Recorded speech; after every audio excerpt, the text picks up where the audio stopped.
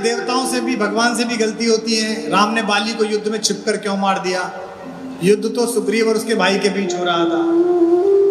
हाँ सही है, मुझे भी लगता था शुरू में, मैंने अपने पिताजी से पूछ लिया था ये क्या बात हो गई। भगवान ने बाली को छुपकर मारा, दो लोगों के बीच कुश्ती चल रही थी, इसके बाद मार दिया। लेकिन अगर मानस ठीक से पढ़ो तो बाली ने भी यही सवाल भगवान से पूछा जो तुमने मुझसे पूछा है। बाली ने पूछा, मैं बैरी सुग्रीव प्यारा, अवगुण कवन नाथ मुहि मारा। मैं बैरी हो गया, सुग्रीव प्रेमी हो गया, आपने मुझे क्यों मार दिया? भगवान ने उसे उत्तर दिया। उन्होंने कहा कि तूने राजपाट छीना, इस बात से मेरी कोई नाराजगी नहीं, तुम दोनों भाइयों का आपसी संघर्ष था। लेकिन तूने एक ऐसा अपराध किया जिसमें तुझे मारना आवश्यक था, और तुझको स्वयं श्रीहरि भगवान ने ही ये वरदान दे रखा है कि तेरे सामने जो जाएगा वो आदि शक्ति ले लेगा। इसलिए तेरे सम्मुख में ना तो भगवान का अपमान कर सकता जाकर, और ना ही मैं सुग्रीव को पराजित देख सकता था कि तुझे तेरे अपराध का दंड मिलना आवश्यक था। और अपराध क्या था? अनुज वधू भगिनी सुत नारी, सुन सठ कन्या सम ए चारी। रे नीच रे पापी, तू मेरा भक्त अवश्य है, पर तूने ऐसा अपराध किया जिस पर दंड मिलना ही था, क्योंकि छोटे भाई की बहू। इसी मानस की तो कमी है जो तुम सीरियल देख रहे हो रात को 8 बजे, महिलाएं देख रही हैं। चैनल का नाम लेकर उसे क्यों बड़ा करूं,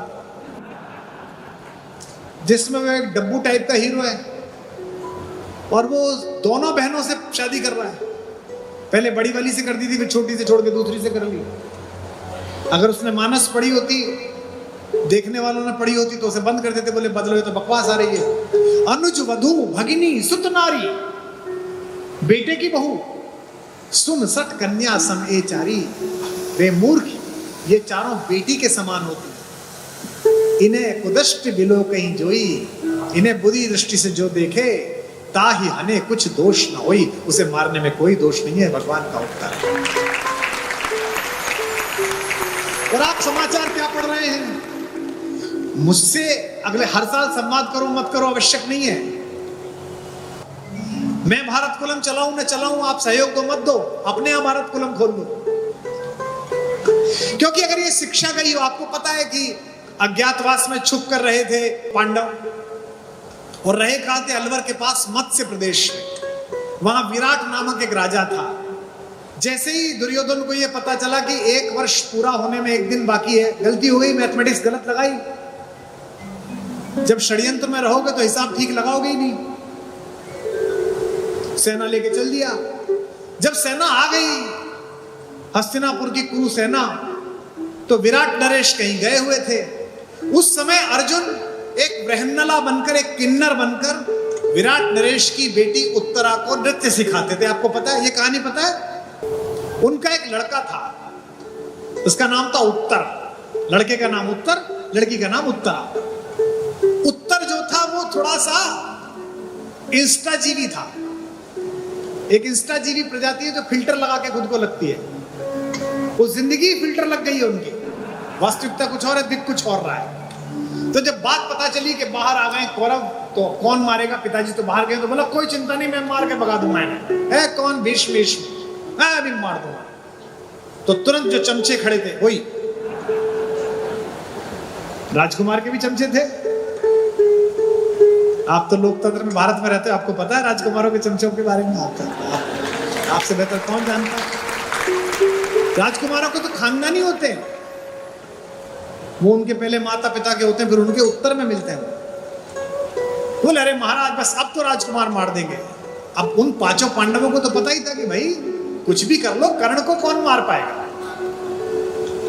तो बोले चलो लड़ने चलते। तो फिर वो अब एक्सक्यूज तलाशने लगा कि क्या करूं। बोला मैं चला तो जाऊं, पर क्या है, वहां कर्ण मिलेगा और वहां भीष्म मिलेंगे। मुझे कोई ना एक ड्राइवर अच्छा चाहिए, रथ कोई अच्छा चलाने वाला चाहिए।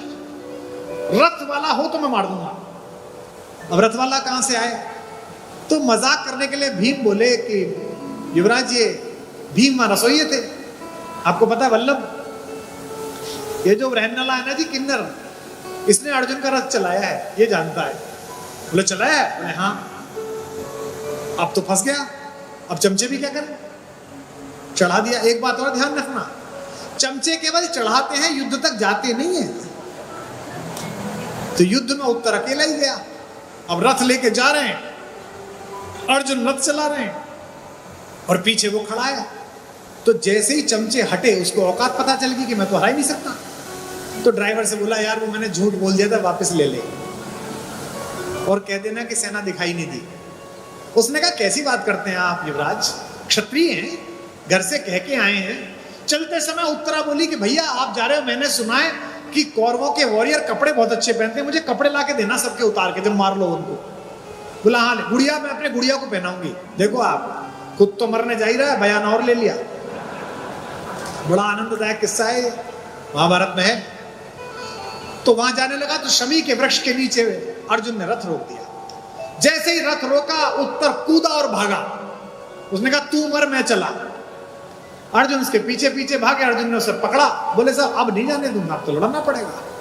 बोले लड़ू कहां से, हथियार कहां है? उन्होंने कहा रुको, शमी के वृक्ष के ऊपर हथियार बांध के छुपा रखे थे अर्जुन ने हथियार निकाले। अरे बोले ये तो इतने जबरदस्त हथियार हैं, ये कैसे हैं? बोले ये अर्जुन के हैं और मैं ही अर्जुन हूं। बोला तू कैसे अर्जुन हो सकता है, तू तो वहां नाचता है, तू तो वृन्नला है, तू तो किन्नर है। बोले मैं ही अर्जुन हूं, हम अज्ञातवास में थे इसलिए मैं ऐसा वेश में था। उसने कहा अर्जुन है तो अर्जुन के 12 नाम है, सुना। वे 12 नाम भी उसने सुनाए, किरीटी, परंतप, सव्यसाची, गुड़ाकेश, फाल्गुनी, जिष्णु, कौंते, अमृत, भारत, ऐसे करके 12 नाम है वो सुनाए। अब बोला कि अर्जुन ने कहा ऐसा है, बेइज्जती मत कराओ। और अर्जुन ने उसको बीच में जो डंडा होता है छत्र के नीचे, उस पर बांध दिया ताकि भागे ना, और ऊपर से कपड़े पहना दिए। अर्जुन ने कहा मैं लड़ लूंगा, आप बैठे रहो, आपके नाम विजय होनी चाहिए। अब अर्जुन ने अपना बजाया शंख, पौंड्रू नाम है उसके शंख का। शंख की ध्वनि पहचान गए। ने कहा ये तो अर्जुन है, ये तो सामने आ गया, एक दिन रह गया है, फिर दोबारा 14 साल। पिता में भीष्म का नहीं, आज ही सुबह ब्रह्म मुहूर्त में 14 वर्ष पूरे हुए, क्योंकि मैं अपने बच्चों के वापस आगमन का रोज दिन गिनता था।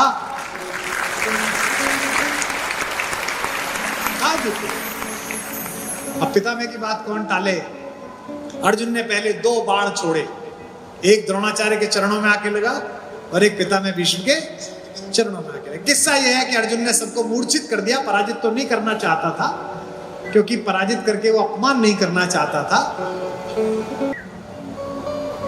चलते समय उत्तर ने कहा कि मुझे कपड़े ले जाने अपनी बहन के लिए, गुड़ियाओं के लिए।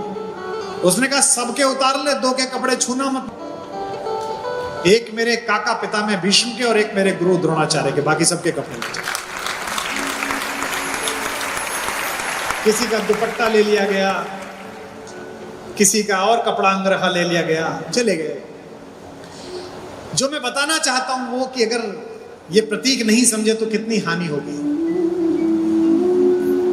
जब पहुंचे तो फिर चमचे फिर इकट्ठे हो गए। अब तो शपथ ग्रहण का समय आ गया, अब तो चमचे चाहिए। महाराज की जय हो, युवराज ने कमाल कर दिया। अब वो संकोच में बोले नहीं, लेकिन बात खुल गई कि ये तो पांडव है। इस बीच विराट नरेश लौट आए, और विराट नरेश को जब ये पता चली तो विराट नरेश कांपने लगे। उन्हें लगा कि दुनिया के सबसे बड़े योद्धाओं को मैंने अपने यहां नौकर रखा, मैंने इस कंक को, धर्मराज युधिष्ठिर के माथे पर मैंने अपना पासा मारा, इतनी गालियां बकी, वो डरने लगे बहुत ज्यादा। ये ऐसे है जैसे चौराहे पर अवैध वसूली कर रहे किसी सिपाही को अचानक सिविल वर्दी में डायरेक्टर जनरल पुलिस महाराष्ट्र मिल जाए और वो उनसे भी वसूली कर ले, और बाद में कप्तान साहब बताएं कि साहब अरे तो मेरे भी बॉस है भाई, तो जो उसकी हालत होगी गार्ड की, वो हालत विराट नरेश की हो गई। ये संस्कार अगर पढ़ा होता तो ये समाचार ना आते कि शिष्या गुरुजी के साथ भाग गई, छात्रा को लेके भाग गए गुरुजी फलां जगह, ये समाचार ना आते। इसीलिए भारत कुलम की आवश्यकता है। डरकर प्रेम से भरे हुए विराट नरेश ने कहा कि मैं आपको क्या दूं, आप मेरा राज्य रख लीजिए। युधिष्ठिर ने कहा नहीं, जिसने आश्रय दिया हो, जिसने संकट के समय रोटी खिलाई हो, उसके राज्य पर कब्जा करना अधर्म है। हम एक जमीन का एक टुकड़ा भी आपसे नहीं ले सकते। ये युधिष्ठिर का चरित्र है। अब अगला चरित्र सुनिए। बोला अच्छा, मुझे फिर चारों तरफ देखा, बोला मुझे ना इस राज्य से भी ज्यादा प्रिय, अपनी पत्नी से भी ज्यादा प्रिय, अपने बेटे से ज्यादा प्रिय मुझे अपनी बिटिया है उत्तरा। ये उत्तरा मैं अर्जुन को देता हूं, अर्जुन इससे शादी कर ले। अर्जुन ने कहा महाराज, जन्म दो तरह का होता है, एक शरीर का और एक ज्ञान का। मैंने इस लड़की को नृत्य सिखाया, इसे ज्ञान का जन्म दिया है, इस नाते मैं इसका पिता हो गया, मैं इससे शादी कैसे कर सकता हूं?